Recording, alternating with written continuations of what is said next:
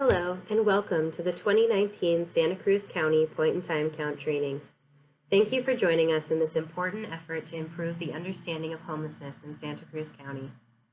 The count will be conducted in two primary phases, separating the count and survey efforts. We will share additional details regarding the methodology as this training continues. If you participated in previous point-in-time count efforts, you will notice that the 2019 count will be conducted in a similar fashion. If you are brand new to the count, welcome. We are excited to have you join us.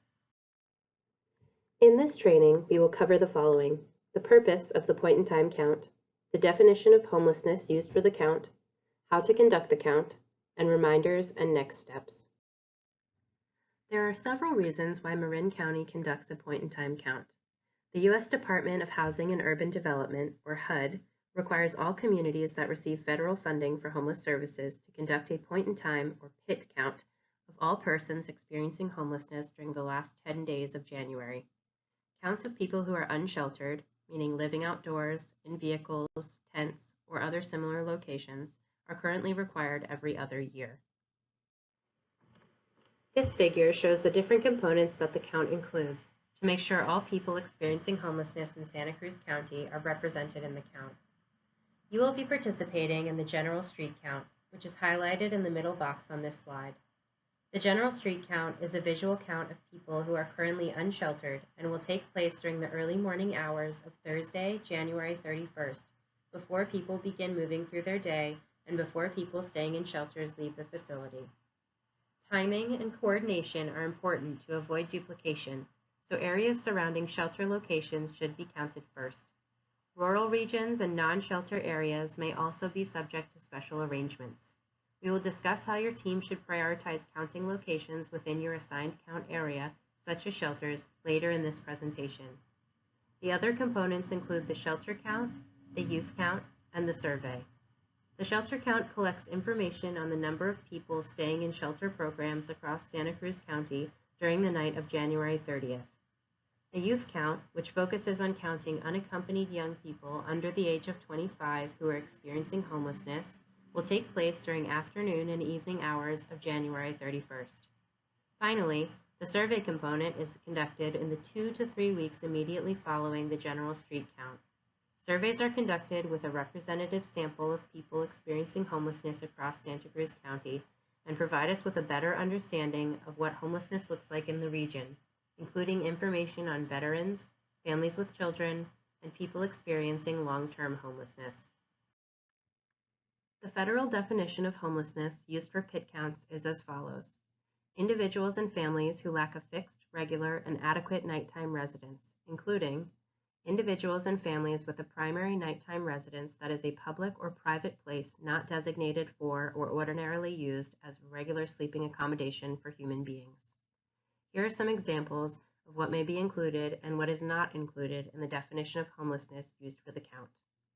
Although the people listed as quote-unquote not included are precariously housed or otherwise at risk of being unsheltered, the Federal Department of Housing and Urban Development, or HUD, does not include them for the purposes of this count. HUD considers individuals living in the following locations to be experiencing homelessness for the point-in-time count: tents, makeshift shelters, streets, vehicles, parks, abandoned buildings, bus or train stations, airports, or camping grounds. HUD does not consider individuals living in these locations to meet the point-in-time count definition of homelessness: couch surfers, double-ups or overcrowding, rehabilitation or mental health facilities, jails, prisons, or those awaiting eviction or foreclosure.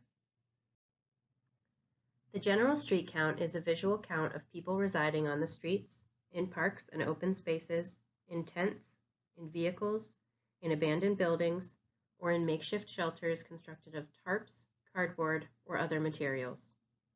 The street count will be conducted while people are still in public shelters in the morning, which will help us have an unduplicated count of everyone experiencing homelessness that day. To avoid duplication, we ask you to count the areas surrounding shelters first. As a reminder, volunteers will not be paid for their time, nor will volunteers be reimbursed for their mileage. Guides, who are individuals who have previously or are currently experiencing homelessness, will be paid a cash stipend upon completion of their count route. This stipend includes $15 for attending an in-person training session the week before the count and $15 per hour spent working on count day.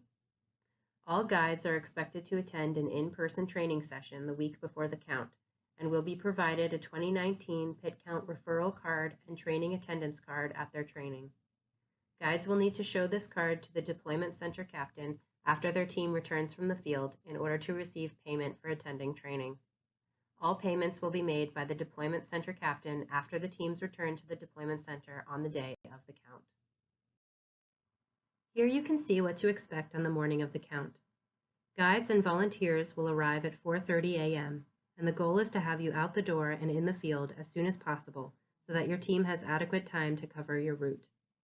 When you arrive that morning, you will first sign in with the deployment center captain and sign a hold harmless agreement. When everyone has arrived, we will do a brief training to review the data collection methods and safety protocols, and then create teams of volunteers and guides. We will go into detail about how these teams are created in the coming slides. Once the teams are created, each team will be given their maps and tally sheets. Before leaving the deployment center, each team must check out with the deployment center captain so that we know which team is covering what maps and can keep track of who is in the field. We will also collect your team's contact information and give you the phone number of the deployment center captain so you can contact them with any questions while out in the field. When you have completed your count assignment, your team must return to the deployment center and check in with the deployment center captain. This is when we will collect and review your data, ensure everything is correctly recorded, and clarify with your team if there are any inconsistencies or questions. Upon completing the check-in process, guides will receive payment for their time spent in the field as well as their time spent attending an in-person training session. We expect all teams to return to the deployment center by 10 a.m. You may come back before that if you finish your map areas early. Please call us if you think you need to be out any later than 10 or if you need additional help to complete your assignment. We strongly encourage you to conduct as thorough of a count of your assigned maps as you can. On the morning of the count, you will arrive at the deployment center you signed up for or were otherwise assigned to. Here are some examples of what a deployment center might look like, which will include sign-in tables for when you first arrive, coffee or other refreshments, and checkout tables for when your team is ready to deploy. Here you can see how we will create our teams on the morning of the count.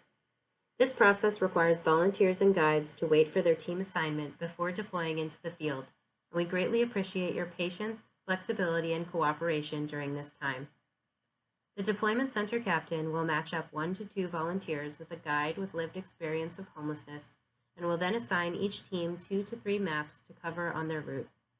We will try our best to send you to areas you are familiar with, but please remember that we are responsible for covering the entire county, and you may be sent to an area that you do not know as well. Your team might also be assigned to an area where you will see very few or 0 persons experiencing homelessness. This data is very helpful to us, and it is important that we cover every area to ensure we are not making assumptions about where individuals experiencing homelessness are in Santa Cruz County, and to ensure that we conduct the most accurate and robust count possible. Please also be mindful that depending on how many volunteers and guides show up on the day of the count and the number of count areas that need to be covered, we may ask larger groups of volunteers to split into smaller groups to ensure a complete count. While we will make an effort to assign larger volunteer groups to areas that are next to each other, we may not be able to accommodate all requests and appreciate your understanding and cooperation. There are 2 different types of participants on each team during the general street count: volunteers and guides. This slide outlines the difference between guides and volunteers. A guide is an individual who has previously or is currently experiencing homelessness and uses their knowledge to identify individuals experiencing homelessness during the general street count. They will guide their team towards locations in their assigned count area where individuals experiencing homelessness are likely to be seen, and will help distinguish between safe and potentially dangerous situations. Guides are compensated for their time and contributions to the count in the form of a $15 per hour cash stipend. A volunteer will provide consultation and support in team decisions. They will be in charge of transporting their count team through their assignment and will help ensure that full coverage of the map is achieved. Please note that volunteers are not paid for their participation in the count nor do they receive gas or mileage reimbursement. Teams should note that because we are covering the entire geography of the county, there may be instances where the guide is not personally knowledgeable about the specific route the team is covering. However, guides are still able to draw on their first-hand experience of homelessness to help identify potential locations or persons based on previous experiences and signs in the environment. All team members are in charge of ensuring the methodology is being followed and should designate one team member to be in charge of marking the tally sheet and one team member responsible for tracking the team's coverage of their count area. The next set of slides will outline how to use the data collection forms that you will receive on the morning of the count. Each team will be assigned to specific routes and given maps of those routes. Your route is outlined in bright blue. Please stay within the bright blue line. Often, the boundary of your route is a street. If the bright blue line is a street, count people on the inside side of the street, or the side of the street that connects with the rest of your route. If there is someone moving back and forth across the street, you should count them. Please cover all areas. Be sure to drive or walk down every street. Count on both sides of the street unless it's a route border. Look for open areas. You may need to get out and walk. You decide the route you take, and that route may depend on traffic or where shelters are. Be sure to cover areas around shelters first. It is a good idea to put an X on streets and areas once you've covered them, so you don't count them twice. If you are assigned to 2 contiguous maps, be sure to outline a route that will easily take you from one map to the other. Be aware of the map number and the jurisdictional boundaries marked on your maps. You will need to record your data on the corresponding tally sheet. Jurisdictions are marked by different colors. In this map, you can see 2 jurisdictions, one in dark gray representing Capitola and one in pink representing Live Oak. You will have a tally sheet for each jurisdiction, which is a city, place, or unincorporated area. Be sure to pay attention to where you are on the map and use the correct tally sheet for that area. Check both the map code and the jurisdiction before you record your data. This information is located on the top of your tally sheet. As you move along your route, be sure to check the map. Ensure you have not gone outside the boundaries of one jurisdiction into another and that you have not crossed that bright blue line. Once again, it is extremely important that your group records the data on the correct tally sheet for the correct jurisdiction and map. We will provide tally sheets for each of the colored areas on your map, so please be aware of where you see the individuals you are counting, and please mark them on the correct tally sheet.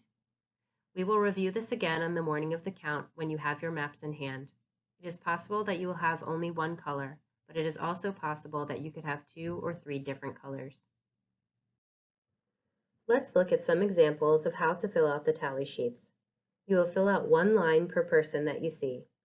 In the first example, you observed one individual who appeared to be a male in their 30s and was on the street. Under gender, you would bubble in M for male. Under age, you would bubble in 25 through 64, and under dwelling or vehicle type, you would bubble in street. In the next example, you observed a family of 3 that included 2 adults under the age of 25 and 1 child under the age of 18 on the street. You would fill in 1 line per person in the family, then fill in the bubble under the column that says family. On line 1, you would bubble in M for male, bubble in 25 through 64, bubble in family, and bubble in street. On line 2, you would bubble in F for female, bubble in 25 through 64, bubble in family, and bubble in street. On line 3, you would bubble in F for female, bubble in under 18, bubble in family, and bubble in street. Upon tallying each individual, we ask that you draw a circle around the family bubbles to indicate that these individuals are part of one family. Please note that for the purposes of the count, a family is defined as 1 adult present with a child under the age of 18. Listed here are some ways to identify vehicles that are housing individuals. We want to maintain a respectful distance, so please do not walk up and look inside the vehicle, knock on vehicle doors or windows, or shine flashlights into the vehicle. Instead, here are some signs to look for that can indicate whether somebody is living in the vehicle or not. A vehicle with windows that are fogged, partially open, or blocked, electrical connections or generators, screens or window coverings, items inside and outside of the vehicle, including household items, bags, or clothing, sounds of music or talking coming from inside the vehicle, and or that the vehicle is in a known safe parking location, which may be designated on your map. If you find a car, RV, or van that looks inhabited based on the signs detailed on the previous slide, but you cannot determine how many persons are residing in the vehicle, please record only the vehicle type, leaving the fields of gender, age, and family blank. The example on this slide features a scenario your team might encounter: a vehicle whose windows are covered and partially open, with belongings on the outside of the vehicle. In this case, you would bubble in car under dwelling or vehicle type. Additionally, we ask that you record the last 4 digits of the license plate of each vehicle you include in the count. The reason we request that you document the last 4 digits of the license plate number is to help us avoid count duplication. Vehicles move quickly, and this helps ensure vehicles are not counted twice. The field for listing the last 4 digits of the license plate number is located on the back side of the tally sheet. Please make sure that the number of the row where you write the vehicle license plate matches the row number on the front side of the tally sheet. In this case, the car was marked in row 1 on the front side and row 1 on the back side. We take the privacy and confidentiality of people experiencing homelessness seriously. Please note that vehicles are not traceable or able to be tracked down using these numbers. Additionally, these numbers are only for the use of the research consultant team from Applied Survey Research and will not be shared with any persons, organizations, or authorities outside of ASR. An encampment is defined as 2 or more tents or makeshift shelters that are grouped together.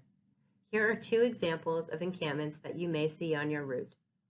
In the first example, you observed an individual who appeared to be male and in his 30s outside a tent. You also observed a tent directly next to his, with an individual who appeared to be a male and in his 70s standing outside of that tent. You would fill in 1 line per individual. So on line 1, you would bubble in M for male, bubble in 24 through 64, bubble in tent, and bubble in encampment. On line 2, you would bubble in M for male, bubble in 65 plus, bubble in tent, and bubble in encampment. Similar to how we designate individuals as part of a family, we ask that you draw a circle around the encampment bubbles to indicate that this is one encampment. In the second example, you observe 3 tents together, but do not see any individuals. In this case, you would fill out 1 line per tent or makeshift shelter. On line 5, you would bubble in tent and bubble in encampment. On line 6, you would bubble in tent and bubble in encampment. And on line 7, you would bubble in tent and bubble in encampment. Again, you would draw a circle around the encampment bubbles to indicate that this is one encampment. Safety is a top priority while out in the field. Please take note of the following items when you are conducting the count. Please be safe and do not take any risks. Do not approach individuals and ask them if they are experiencing homelessness. Please observe and tally only. Do not take any photos while in the field to protect the privacy of those being counted. Please keep all locations and information confidential and do not discuss them after the count. Stay with your teammates. Be respectful of those you are counting. If you have any problems or questions, call your deployment center captain. Once again, safety comes first for all count participants. If an area seems too unsafe to cover, do not enter it. Mark the area on your map to show to your deployment center captain when you return. Some of these areas will have special teams to cover them. Please do not advertise your count location and be sure to keep all information confidential after the count. We ask that you do not take pictures while you are on your route or return to locations discovered during the count process. It is extremely important that we respect those we are counting and that they have confidence in the point-in-time count process. We will review safety and confidentiality protocols again on the day of the count. If you have a true emergency, please call 911 and then notify your deployment center captain when appropriate. Here are a few tips on how to prepare for the count. Wear comfortable shoes and clothing. Dress warmly. Wear a jacket, sweatshirt, raincoat, gloves, hat, etc. Bring a car if possible. Bring a fully charged cell phone. Bring a flashlight. The count will happen rain, snow, or shine, so be sure to bring an umbrella or cold weather gear if necessary. And of course, be sure to get plenty of rest the night before. We will be in touch with you regarding any specific deployment location information, as well as reminders as we approach the day of the count. Please feel free to contact us at the listed email or phone number with any questions you may have. Thank you in advance for your participation in the 2019 Point in Time Count in Santa Cruz County. Please encourage your friends, family, and colleagues to join us this January by directing them to the volunteer registration link listed here. We couldn't do this without you, and we look forward to seeing you on January 31st.